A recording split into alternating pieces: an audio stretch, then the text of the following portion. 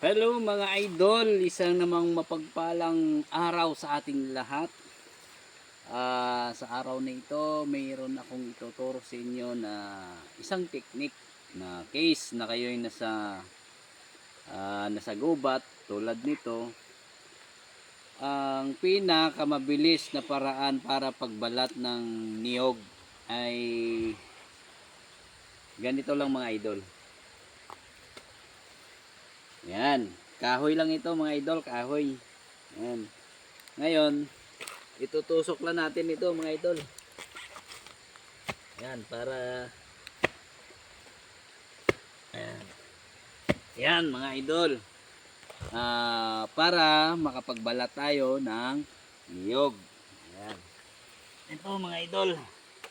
Mag-try tayo ha para malaman natin kung ilang segundo yung pagbabalat ng isang niyog.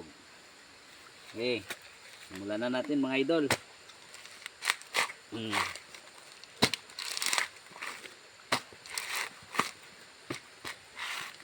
Ganun lang kabilis mga idol. Nakapagbalat ka na ng niyog ng ganun lang kabilis. Wala kang ginamit na liban lang sa isang kaputol na kahoy. Nakapagbalat na ng niyog. Thank you for watching mga idol. Sana po suportahan nyo rin yung aking reel. Thank you sa mga nag-follow. At asahan nyo mga idol, papalo ko rin kayo. Thank you po. Papatayin ko na.